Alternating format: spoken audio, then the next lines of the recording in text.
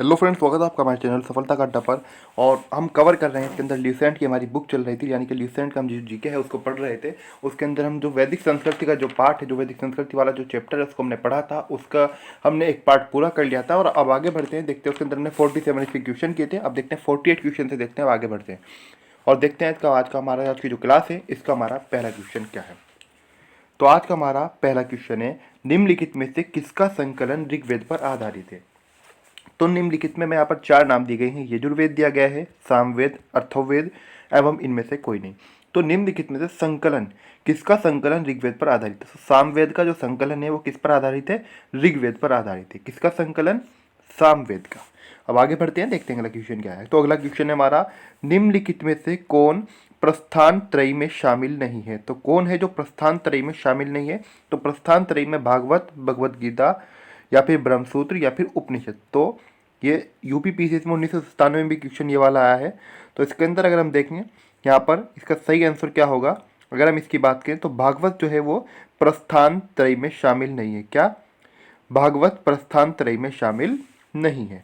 अब देखते हैं हमारा अगला क्वेश्चन क्या है। तो अगला क्वेश्चन है हमारा, कर्म का सिद्धांत न्याय से है। कर्म का जो सिद्धांत है वो किससे संबंधित है, मीमांसा से, न्याय से, वेदांत से या फिर वैशेषिक से। तो कर्म का सिद्धांत संबंधित है मीमांसा से। किससे, कर्म का सिद्धांत संबंधित है मीमांसा से। अब देखते हैं हमारा इसके अंदर आगे हमें सुमेलित करना है। सुमेलित में देखते हैं आगे हमें करना क्या है। तो इसके अंदर अगर हम देखें, इसके अंदर में 4 विकल्प, चार हैं हमें जो हमें मिलाना है, जिनका मिलान करना है, जिनको हमें सुमेलित करना है, यानी कि 4 यहाँ पर हमें विकल्प मिले हैं। 4 इसके अंदर है, उसमें हमें इसके विकल्प पढ़ने भी हैं। अर्थवेद, ईश्वर महिमा, ऋग्वेद बलिदान विधि, यजुर्वेद औषधियों से संबंधित, सामवेद संगीत। तो इसका सही उत्तर देख लेते हैं। इसका सही आंसर हो जाएगा ए। क्या, ए इसका सही आंसर हो जाएगा। अब ए के देखते हैं। अब एक के समक्ष देखिए क्या है। तो ए का जो हो जाएगा वो हो जाएगा 3। क्या, ए का 3 हो जाएगा, यानी कि अर्थवेद का औषधियों से संबंधित। अब बी की अगर बात करें तो बी का 1 हो जाएगा, यानी कि ऋग्वेद का ईश्वर महिमा। क्या, ऋग्वेद का ईश्वर महिमा। सी की बात करें तो सी का दूसरा हो जाएगा, क्या, यजुर्वेद बलिदान विधि। यजुर्वेद का क्या, बलिदान विधि हो जाएगा। और अगर हम बात करें जो नेक्स्ट हमारा बचा है, और इसका चौथा ही होगा, लेकिन फिर भी क्वेश्चन के अंदर अगर हम देखें तो डी का देखिए 4 ही है, यानी कि डी ये रहा और 4 ये रहा। तो सामवेद का संगीत। एक बार देखते हैं इसको। अर्थवेद औषधियों से संबंधित है और ऋग्वेद ईश्वर महिमा, यजुर्वेद बलिदान विधि और सामवेद संगीत। अब आगे बढ़ते हैं, देखते हैं हमारा अगला क्वेश्चन क्या है। तो अगला क्वेश्चन है हमारा, चरक संहिता नामक पुस्तक किस विषय से संबंधित है। तो चरक संहिता नामक जो किताब है, जो पुस्तक है, वो किससे संबंधित है। तो चरक संहिता जो पुस्तक है वो संबंधित है अर्थशास्त्र से, राजनीति से या फिर धर्म से या फिर चिकित्सा से।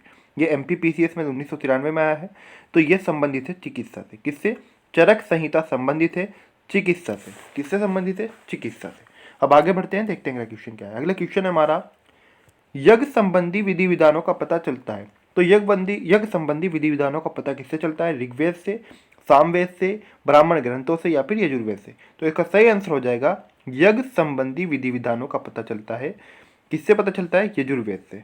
तो ये बात आपको याद रखनी है। आगे बढ़ते हैं, देखते हैं अगला क्वेश्चन क्या है। तो अगला क्वेश्चन है हमारा, वैदिक युगीन सभा गांवों के व्यावसायिक लोगों की संस्था थी, राज दरबार होता था, या फिर मंत्री परिषद थी, या फिर राज्यों के समस्त लोगों की एक राष्ट्रीय सभा थी। तो हमें इनमें से बताना है सही विकल्प क्या है। ये जो वैदिक युगीन जो सभा थी ये क्या थी। तो वैदिक युगीन सभा मंत्री परिषद थी। क्या थी, मंत्री परिषद। अब आगे बढ़ते हैं, देखते हैं अगला क्वेश्चन क्या है। अगला क्वेश्चन है हमारा, वैदिक युग में प्रचलित लोकप्रिय शासन प्रणाली थी। जो वैदिक युग था उसके अंदर प्रचलित जो लोकप्रिय शासन प्रणाली थी वो कौन सी थी, निरंकुश, प्रजातंत्र, वंशानुगत राजतंत्र या फिर गणतंत्र। तो वैदिक युग में प्रचलित लोकप्रिय शासन प्रणाली थी गणतंत्र। क्या थी, गणतंत्र थी वैदिक युग के अंदर प्रचलित लोकप्रिय शासन प्रणाली। नेक्स्ट है हमारा, सबसे प्राचीन वेद कौन सा है। तो सबसे प्राचीन यानी कि सबसे पुराना वेद कौन सा है, ऋग्वेद है, यजुर्वेद है, सामवेद है या फिर अथर्ववेद है। तो सबसे प्राचीन यानी कि सबसे पुराना जो वेद है वो है ऋग्वेद। कौन सा है, ऋग्वेद है सबसे प्राचीन वेद। इनके अंदर से हमें 4 विकल्प यहाँ पर थे, कौन कौन से, ऋग्वेद, यजुर्वेद, सामवेद या फिर अथर्ववेद।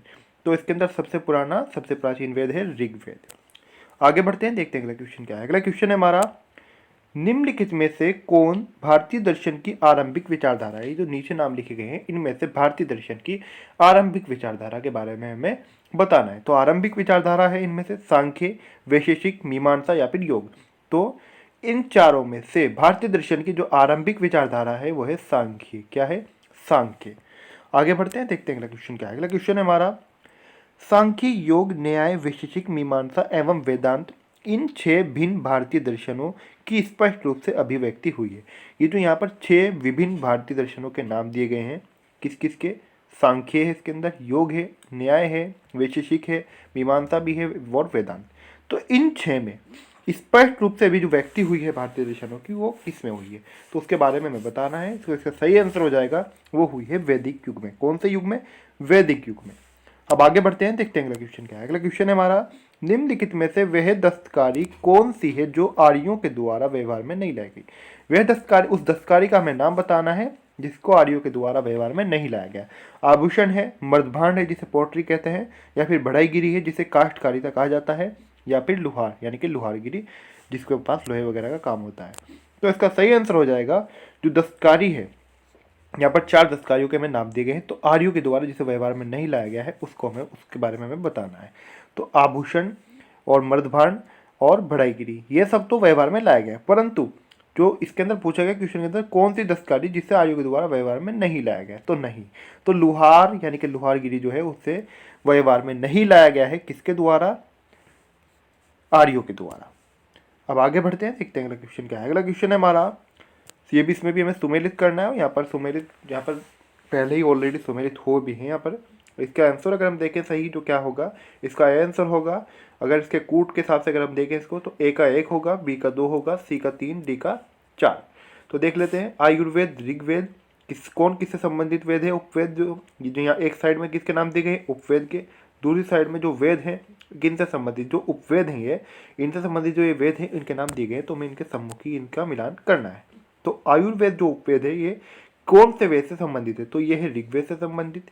बात अगर धनुर्वेद की करें तो ये यजुर्वेद से संबंधित है। और बात अगर करें हम गंधर्व वेद की, ये सामवेद से संबंधित है। और शिल्प वेद अथवा अर्थशास्त्र, जिसे शिल्प वेद भी कहा जाता है और अर्थशास्त्र भी, ये संबंधित है अर्थवेद से। किससे? अर्थवेद से संबंधित है। अब आगे बढ़ते हैं, देखते हैं इसके अंदर हमारा अगला क्वेश्चन क्या है। तो अगला क्वेश्चन जो है हमारा, उसे देखते हैं वो क्या है। तो अगला क्वेश्चन है हमारा, ऋग्वेद के किन 6 मंडलों को वंश मंडल, गोत्र मंडल कहा जाता था? तो वंश मंडल या फिर गोत्र मंडल, ये ऋग्वेद के कौन से 6 मंडल हैं जिसे वंश मंडल या फिर गोत्र मंडल कहा गया है, इसके बारे में बताना है। तो इसका सही आंसर जो हो जाएगा हमारा वो हो जाएगा 2 रे मंडल से 7वें मंडल तक। क्या? 2 रे मंडल से 7वें मंडल तक, ये इसका सही आंसर हो जाएगा जिसे कहा जाता था वंश मंडल या गोत्र मंडल। अब आगे बढ़ते हैं, देखते हैं अगला क्वेश्चन क्या है। तो अगला क्वेश्चन है हमारा, किस वेद में जादुई माया और वशीकरण का वर्णन मिलता है? जादुई माया या फिर वशीकरण जिसे कहा जाता है मैजिकल चार्म्स एंड स्पेल्स। तो जादुई माया और वशीकरण का वर्णन मिलता है अथर्ववेद में। कौन से में? अथर्ववेद में इसका वर्णन मिलता है। ये बात भी आपको याद रखनी है। ये यूपीएससी में ही पूछा गया है और जेपीएससी में भी एक क्वेश्चन पूछा गया है। यूपीएससी में 2004 में और जेपीएससी में 2010 में। अब आगे बढ़ते हैं, देखते हैं अगला क्वेश्चन क्या है। अगला क्वेश्चन है हमारा, आर्य शब्द इंगित करता है। तो आर्य शब्द किसे इंगित करता है? यायावरी जन को, नर जाति समूह को, भाषा समूह को, या फिर श्रेष्ठ वंश को। तो आर्य शब्द जो इंगित करता है वो करता है श्रेष्ठ वंश को। अगला क्वेश्चन है हमारा, ऋग्वेद में कुल कितने मंडल हैं? तो ऋग्वेद में जो मंडलों की संख्या है उसके बारे में हमें बताना है। तो ऋग्वेद में जो कुल मंडल हैं वो है 10। कितने? 10 मंडल हैं ऋग्वेद में, ये बात भी आपको याद रखनी है। अब अगला क्वेश्चन है हमारा, आर्य भारत में संभवतः आए। तो आर्य भारत में संभवतः कहाँ से आए? यूरोप से आए, पूर्वी एशिया से आए, या फिर अन्य क्षेत्रों से आए, या फिर मध्य एशिया से। तो सही आंसर जो हो जाएगा, आर्य जो भारत में आए थे वो आए थे, जो संभवतः जो अनुमान है वो आए थे कहाँ से? मध्य एशिया से। कहाँ से आए थे? मध्य एशिया से। अब देखते हैं अगला क्वेश्चन क्या है हमारा। अगला क्वेश्चन है हमारा, कौन सा वेद अंशतः गद्य रूप में शामिल, गद्य रूप में रचित है? ऐसा कौन सा वेद है अंशतः जो गद्य रूप में रचित है? तो वो वेद है, उस वेद का नाम है यजुर्वेद। क्या? यजुर्वेद। तो आपको याद रखना है यजुर्वेद इसमें रचित है, ये बात आपको याद रखना है। आगे हमारा, सभा और समिति प्रजापति की 2 पुत्रियां थी का उल्लेख किस वेद में मिलता है? यानी कि सभा और समिति ये नाम है। प्रजापति की 2 पुत्रियां थी। इसका उल्लेख, इस बात का उल्लेख किस वेद में मिलता है? इस बात का उल्लेख कौन से वेद में मिलता है? तो सभा और समिति, प्रजापति की 2 पुत्रियां थी, इस बात का उल्लेख मिलता है अर्थववेद में। कहाँ मिलता है? अर्थववेद में इसका उल्लेख मिलता है। अब आगे बढ़ते हैं, देखते हैं अगला क्वेश्चन क्या है। अगला क्वेश्चन है हमारा, ऋग्वैदिक युग की प्राचीनतम संस्था कौन सी थी? तो ऋग्वैदिक युग जो था उसकी सबसे प्राचीनतम संस्था थी सभा, समिति, विदय या फिर परिषद। तो सबसे जो प्राचीनतम, सबसे पुरानी जो संस्था थी वो थी विदत। क्या थी? विदत सबसे प्राचीनतम संस्था थी। ये बात आपको याद रखनी है। अब आगे बढ़ते हैं, देखते हैं अगला क्वेश्चन क्या है। अगला क्वेश्चन है हमारा, ब्राह्मण ग्रंथों में सर्वाधिक प्राचीन कौन है? तो ब्राह्मण जो ग्रंथ है उनमें सर्वाधिक प्राचीन है ऐतरेय ब्राह्मण या फिर गोपत ब्राह्मण, पंचविश ब्राह्मण या फिर शतपथ ब्राह्मण।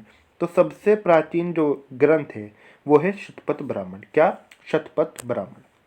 अब अगला क्वेश्चन है हमारा, गोत्र व्यवस्था प्रचलन में कब आई? जो गोत्र की जो व्यवस्था है इसे प्रचलन में, इसका प्रचलन कब शुरू हुआ? ये व्यवस्था, ये जो व्यवस्था है, जो चलन है, ये कब प्रचलन में आया? तो ये ऋग्वैदिक काल में, महाकाव्य काल में या सूत्र काल में? तो गोत्र व्यवस्था प्रचलन में आई उत्तर वैदिक काल में। कौन से काल में? उत्तर वैदिक काल में आई गोत्र व्यवस्था प्रचलन में आई।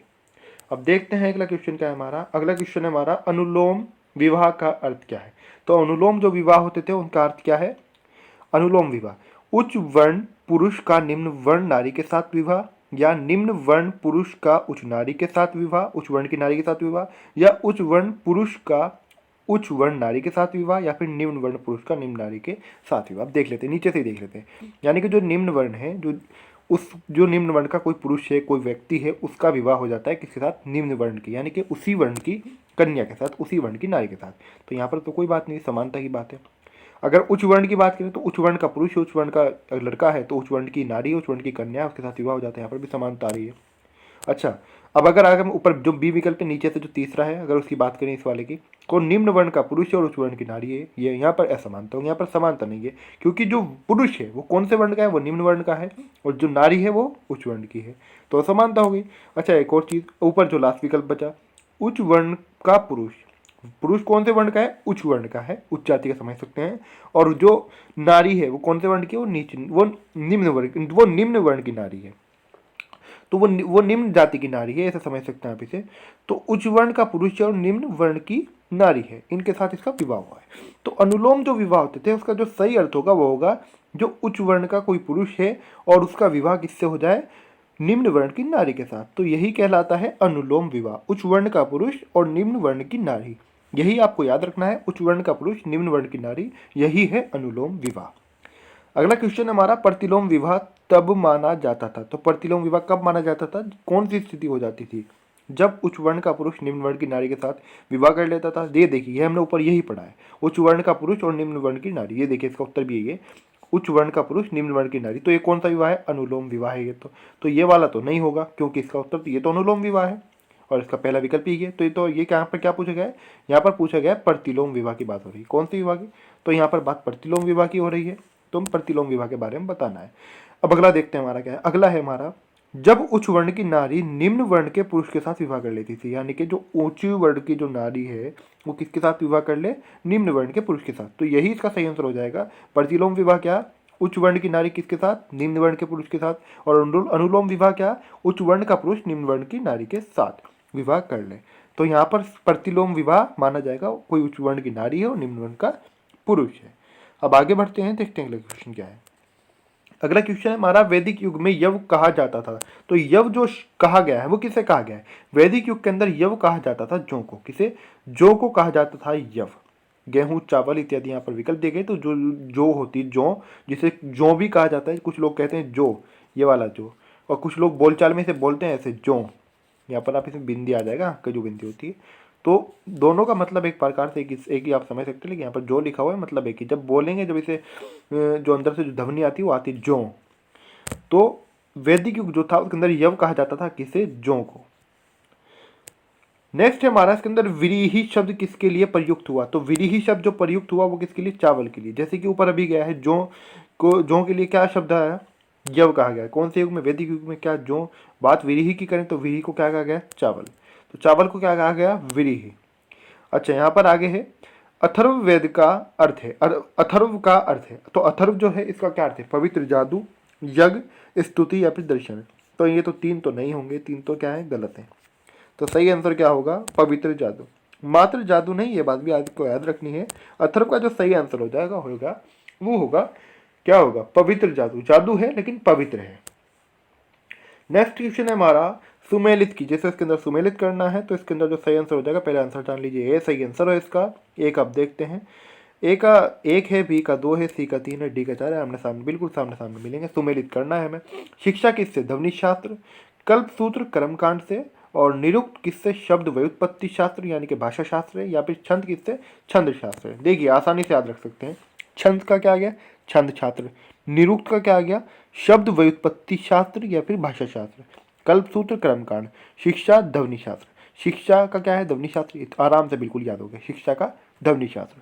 छंद का क्या है? छंद शास्त्र। दो बातें बिल्कुल फाइनल हो गई, दो बात को अब हमें इनकी टेंशन नहीं लेनी। अब क्या बचे? दो बचे। अब दो को कैसे याद कर सकते हैं? कल्पसूत्र देखिए कैसे शुरू हो रहा है, कर्मकांड देखिए कैसे शुरू हो रहा है। यहाँ पर कैसे कोई सा अन्य भी कोई और शुरू नहीं हो रहा है, तो कल्पसूत्र कर्मकांड हो गया। अब जो शेष एक बचा, जाहिर सी बात है उसका तो एक ही होगा। इसको ऐसे मान लें कि इसके अंदर दोनों ऑप्शन दे रखे हैं, भाषा शास्त्र भी है, व्युत्पत्ति शब्द ये भी है, तो निरुक्त का ये हो जाएगा, छंद का छंद शास्त्र, कल्पसूत्र कर्मकांड, शिक्षा का ध्वनि शास्त्र। अब देखते हैं हमारा इसके अंदर जो है हमारा अगला क्वेश्चन क्या है। तो अगला क्वेश्चन है हमारा प्राचीनतम व्याकरण अष्टाध्यायी के रचनाकार है। जो प्राचीनतम व्याकरण है अष्टाध्यायी, उसके रचनाकार कौन है? तो इसके रचनाकार है पाणिनि। कौन है? पाणिनि है। किसके रचनाकार? अष्टाध्यायी के। अब देखते हैं अगला क्वेश्चन क्या है। अगला क्वेश्चन है हमारा निम्न में से कौन सी स्मृति प्राचीनतम है? मनुस्मृति, नारद स्मृति, या फिर याज्ञवल्क्य स्मृति, या फिर पाराशर स्मृति। तो सबसे जो प्राचीनतम सबसे पुरानी स्मृति है इन निम्नलिखित में से, यानी कि यहाँ पर चार स्मृतियों के नाम दिए गए हैं, उनमें सबसे पुरानी है मनु स्मृति। कौन सी स्मृति? मनु स्मृति सबसे पुरानी स्मृति है। अगला क्वेश्चन है हमारा आदि काव्य की संज्ञा किसे दी जाती है? तो आदि काव्य की संज्ञा दी जाती है रामायण को। किसे? गीता को, महाभारत को, या फिर भागवत पुराण को। तो आदि काव्य की जो संख्या दी गई है वो दी गई है रामायण को। किसे? रामायण को दी गई है आदि काव्य की संख्या। अब देखते हैं अगला क्वेश्चन क्या है। अगला क्वेश्चन है हमारा प्राचीनतम पुराण है। यहाँ पर चार पुराणों के नाम दिए गए हैं, भागवत पुराण, वायु पुराण, या फिर विष्णु पुराण, या फिर मत्स्य पुराण। तो सबसे प्राचीनतम पुराण है इन चारों में मत्स्य पुराण। कौन सी पुराण? मत्स्य पुराण। अब देखते हैं अगला क्वेश्चन क्या है। अगला क्वेश्चन है हमारा ऋग्वेद में सबसे पवित्र नदी किसे माना गया है? ऋग्वेद के अंदर सबसे पवित्र नदी सिंधु को, या फिर परुषणी को, या फिर शतुद्री को, या फिर सरस्वती को। तो सबसे पवित्र जो नदी माना गया है ऋग्वेद के अंदर वो माना गया है सरस्वती को। अब देखते हैं अगला क्वेश्चन क्या है हमारा। अगला क्वेश्चन है हमारा वैदिक समाज की आधारभूत इकाई थी। तो वैदिक समाज जो था इसकी आधारभूत इकाई क्या थी? कुल, कुटुंब, ग्राम, विश्व, या फिर जन। तो वैदिक समाज की जो आधारभूत इकाई थी वो थी कुल, कुटुंब। क्या थी? कुल, कुटुंब वैदिक समाज की आधारभूत इकाई थी। अब देखते हैं अगला क्वेश्चन क्या है हमारा। अगला क्वेश्चन है हमारा ऋग्वैदिक काल के उस सबसे प्रधान देवता की पहचान करें जिसकी स्मृति में 250 सूक्तों की रचना की गई थी। ऋग्वैदिक काल के उस प्रधान देवता की हमें पहचान करनी है जिसकी स्तुति में 250 सूक्तों की रचना की गई थी। जिसकी स्तुति में क्या? 250 सूक्तों की रचना की गई थी। उस प्रधान देवता की, ऋग्वैदिक काल के उस प्रधान देवता की हमें पहचान करनी है जिसके स्तुति में रचना की गई थी। तो सूर्य, वरुण, या फिर अग्नि, या फिर इंद्र। तो इसका सही आंसर हो जाएगा इंद्र।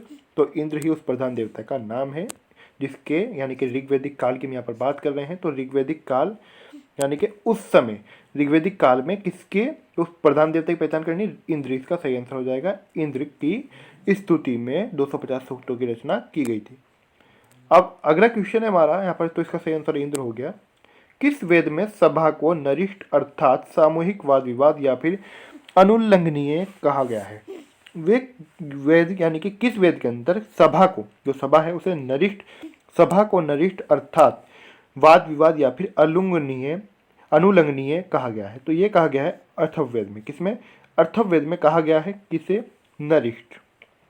अगला क्वेश्चन है हमारा। अब देखते हैं अगला क्वेश्चन क्या है। ये जो वेद के यहाँ पे क्वेश्चन जो दिए गए किस वेद में पूछा गया है, यानी कि ऋग्वेद में, यजुर्वेद में, फिर सामवेद में, अथर्ववेद में। तो अथर्ववेद में कहा गया है सभा को। किसे? सभा को, नरिष्ठ को। कौन से वेद में? अथर्ववेद में। देखते हैं अगला क्वेश्चन क्या है। अगला क्वेश्चन है हमारा किस रचना में नारी को सुरा और पांसा के साथ तीन प्रमुख बुराइयों में शामिल किया गया है? ये कौन सी रचना है जिसके अंदर नारी को सुरा और क्या पांसा के साथ तीन प्रमुख बुराइयों में शामिल किया गया है। किससे किया गया है? नारी को किया गया है। तो इसके अंदर से हमें उसको चुनना है। इसमें रचना कौन सी? शतपथ ब्राह्मण है, या फिर जाबाल उपनिषद है, या फिर छांदोग्य उपनिषद है, या फिर मैत्रायणी संहिता है। तो इसके अंदर सही आंसर हो जाएगा मैत्रायणी संहिता। क्या? मैत्रायणी संहिता। अब देखते हैं अगला क्वेश्चन क्या है हमारा। अगला क्वेश्चन है हमारा, उत्तर वैदिक काल में किस देवता को सर्वोच्च स्थान प्राप्त था? उत्तर वैदिक काल में ऐसे कौन से देवता थे जिसे सर्वोधिक यानी कि जिसे सर्वोच्च स्थान, सबसे ऊंचा स्थान प्राप्त था उत्तर वैदिक काल में? इंद्र देवता को, विष्णु को, या फिर रुद्र को, या फिर प्रजापति को? तो इसमें सही आंसर हो जाएगा उत्तर वैदिक काल में जो सबसे ज्यादा ऊंचा स्थान प्राप्त था वो किसे था? प्रजापति को। अब देखते हैं अगला क्वेश्चन क्या है हमारा। अगला क्वेश्चन है हमारा, सुमेलित करें। इसके अंदर हमें सुमेलित करना है, और सुमेलित क्या करना है उसको भी आप देख लेते हैं। तो इसके अंदर हमारा सही आंसर हो जाएगा, पहले देख लेते हैं क्या ए इसके अंदर हमारा सही आंसर हो जाएगा। ए का 1, बी का 2, सी का 3, डी का 4। अब देख लेते हैं सुमेलित किससे क्या करना है। राजसूय यज्ञ को किससे करना है? राजा के सिंहासन रोहण से संबंधित यज्ञ था। क्या? राजसूय यज्ञ क्या था? राजा के सिंहासन रोहण से संबंधित यज्ञ। अश्वमेध यज्ञ ये क्या था? अश्वमेध यज्ञ जो था राजनीतिक शक्ति बढ़ाने के लिए किया जाने वाला यज्ञ। देखिए, राजसूय यज्ञ तो क्या था? राजा के जो सिंहासन जो था, सिंहासन रोहण से संबंधित था ये वाला यज्ञ तो। लेकिन जो राजनीतिक शक्ति बढ़ाने के लिए यज्ञ किया जाता था वो कौन सा था? अश्वमेध यज्ञ। तो याद रखना है, अश्वमेध यज्ञ क्या था? राजनीतिक शक्ति बढ़ाने के लिए किया जाने वाला यज्ञ। अब वाजपेयी यज्ञ, ये वाजपेयी यज्ञ क्या था? शौर्य प्रदर्शन व प्रजा के मनोरंजनार्थ किया जाने वाला कार्य। प्रजा के मनोरंजन के लिए और शौर्य शौर्य का अपने शौर्य का प्रदर्शन करना, उसके लिए किया जाने वाला जो यज्ञ था वो था वाजपेयी यज्ञ। यानी कि 4 अलग अलग यज्ञ के नाम दिए गए हैं, राजसूय यज्ञ, अश्वमेध यज्ञ, वाजपेयी यज्ञ, और एक है अग्निष्ठोम यज्ञ। तो अग्निष्ठोम यज्ञ जो था ये क्या था? देवताओं को प्रसन्न करने के लिए अग्नि को पशु बलि दिया जाने वाला एवं सोम रस का पान किया जाने वाला यज्ञ। तो ये जो अग्निष्ठोम यज्ञ था, देखिए अग्नि से ही पता चल रहा है, अग्निष्ठोम यज्ञ देवताओं को प्रसन्न करने के लिए क्या किया जाता था? अग्नि को, यानी कि अग्नि के अंदर क्या किया जाता है? अग्नि को पशु बलि दी जाती थी। पशु की सामान्यतः बलि दी जाना, एक अग्नि के अंदर बलि दी जाना, तो दोनों बात में अंतर हो गया। तो अग्नि को बलि दी जाती थी किसकी? पशु की। एक तो ये हो गया, इसके अंदर काम कि 2 काम हो रहे हैं। अग्निष्ठोम यज्ञ में कितने काम हो रहे हैं? 2 काम हो रहे हैं। देवताओं को किसके लिए खुश करने के लिए क्या किया जा रहा है? अग्नि के अंदर क्या किया जा रहा है? अग्नि को पशु बलि दिया जा रहा है, अग्नि के अंदर पशु की बलि दी जा रही है। एवं सोम रस का पास किया जाने वाला, यह है दूसरी बात, सोम रस का पान किया जाने वाला यह। तो यहाँ पर ये बात पूरी होती है। अब देखते हैं अगला क्वेश्चन क्या है हमारा। अगले क्वेश्चन के अंदर भी हमें सुमेलित करना है, और इस सुमेलित इसके अंदर क्या करना है वो देख लेते हैं। तो जो हमारा अगला क्वेश्चन है इसके अंदर क्या मामला है इसको देख लेते हैं। तो जो अगला क्वेश्चन है हमारा, इसके अंदर क्या है? इसके अंदर है ऋग्वेद में उल्लेखित नाम, ये हमें इसके अंदर बताना है। इसके अंदर भी हमें सुमेलित करना है, ये बात भी आपको याद रखनी है। 1 मिनट के लिए आप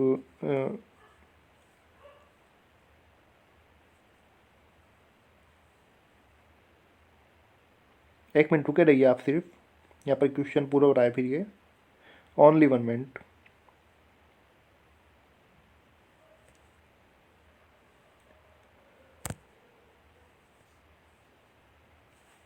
हाँ, तो आ जाइए, अपने क्वेश्चन पर आ जाइए।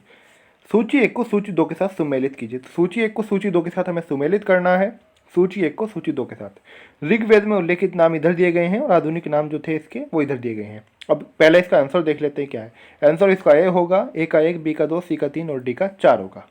अच्छा, ऋग्वेद में उल्लेखित नाम क्या थे और आधुनिक नाम क्या थे? तो परुष्णी जो था इसका नाम क्या है? यहाँ पर ये नाम जो दिए गए हैं देखिए, हाँ अगर आप यहाँ से अनुमान लगाएं, जैसे रावी, सतलुज, चिनाब और व्यास, ये सभी नदियों के नाम दिए गए हैं। तो ऋग्वेदिक जो काल था उसके अंदर इन नदियों के नाम क्या थे? क्वेश्चन को देख किस प्रकार से घुमा कर पूछा गया है। तो ऋग्वेदिक काल में जो ऋग्वेदिक काल था, आपसे क्वेश्चन इस प्रकार भी पूछा जा सकता है, मात्र एक भी पूछा जा सकता है। देखिए मैं अभी बता रहा हूँ, पहले इसको पूरा कर लेते हैं फिर समझा रहा हूँ। ऋग्वेदिक काल में जो उल्लेखित नाम थे नदियों के वो क्या थे और आधुनिक नाम यहाँ पर दिए गए हैं। परुष्णी जो थी उसको क्या कहा जाता है आज के समय में? रावी। शूतुद्री, जो शूतुद्री है इसे शूतुद्री को सतलुज नदी, और आसिकनी को चिनाब नदी, और विपाशा को व्यास नदी। क्या? व्यास नदी। अब देखिए यहाँ पर तो आपसे सुमेलित करने को कहा गया है, यहाँ पर 4 क्वेश्चन कवर कर लिए गए हैं। लेकिन एक बात और आप यहाँ पे ध्यान रखें बिल्कुल अच्छी तरीके से, यहाँ पर क्वेश्चन ऐसे ही पूछ जा सकता है कि रावी नदी को ऋग्वेदिक काल में क्या कहा जाता था? यही 4 विकल्प मिल जाए, या फिर अन्य मिल जाए, या फिर इनमें से कोई नहीं मिल जाए, या फिर ये भी एक मिल जाए। तो अगर आपको पता होगा तो आप सही लगा देंगे परुष्णी। या फिर क्वेश्चन ऐसे ही पूछ जा सकता है, चाहे तो इधर से पूछ ले क्वेश्चन आपसे, या फिर इधर से पूछ ले, उसकी मर्जी, किधर से भी पूछ सकता है, इसलिए तैयारी पूरी करनी। ऐसे भी पूछ सकता है, देखिए विपाशा नदी को ऋग्वैदिक काल की विपाशा नदी को आज के ऋग्वैदिक काल की विपाशा नदी का आधुनिक नाम क्या है या फिर आधुनिक समय में क्या कहा जाता है? तो विपाशा किससे संबंधित है? विपाशा किसे कहते हैं? व्यास। अगर पता होगा तो व्यास इसका सही आंसर हो जाएगा। शूद्री के बारे में पूछ सकता है, आस्तिकिनी के बारे में पूछ सकता है, सतलुज तीनाब। तो इनको चारों को अच्छे से देखें। अब आगे बढ़ते हैं, देखते हैं आज की क्लास का हमारा लास्ट क्वेश्चन क्या है। तो आज की क्लास भी काफ़ी लंबी हो चुकी है और हमें लास्ट क्वेश्चन भी देखना है क्योंकि इसका एक पार्ट और बचा है। चैप्टर काफ़ी लंबा था, इसलिए क्वेश्चन जो है हमारे वो इसके जो लास्ट की क्लास है उसके अंदर कवर करेंगे, फिर आगे बढ़ेंगे। कल वैसे इस चैप्टर का एंड हो जाएगा। संस्कारों की कुल कितनी संख्या है? तो संस्कारों की संख्या के बारे में बताना है। 18 है, 14 है, या फिर 15 है, या फिर 16 है, कितनी है? तो संस्कारों की जो कुल संख्या है वो है 16। कितनी है? 16 है संस्कारों की कुल संख्या। तो आज की हमारी क्लास यहीं पर समाप्त होती है। आपको क्लास कैसे लगी प्लीज़ कमेंट करके ज़रूर बताएं। अगर आपको क्लास अच्छी लगी तो अगर आपको क्लास अच्छी लगी तो क्लास को ज़्यादा से ज़्यादा शेयर करें और वीडियो को लाइक करना ना भूलें। और अभी तक आपने हमारे चैनल सफलता का अड्डा सब्सक्राइब नहीं किया तो प्लीज़ ज़रूर सब्सक्राइब कर दें, सफलता का अड्डा। और सब्सक्राइब करते समय पूरी तरह सब्सक्राइब जरूर करें, और क्योंकि पूरी तरह बेल आइकन प्रेस करके बेल आइकन दबाकर जरूर सब्सक्राइब करें, क्योंकि बेल आइकन को यानी कि पूरी तरीके से सब्सक्राइब करने से आपको क्या फ़ायदा होगा, आपका क्या लाभ होगा। जो भी हमारी क्लास आएगी, जो भी मेरी वीडियो आएगी, इसका सबसे पहले नोटिफिकेशन आपको मिलेगा। तो इसलिए पूरी तरीके से सब्सक्राइब करना ना भूलें। सफलता का अड्डा।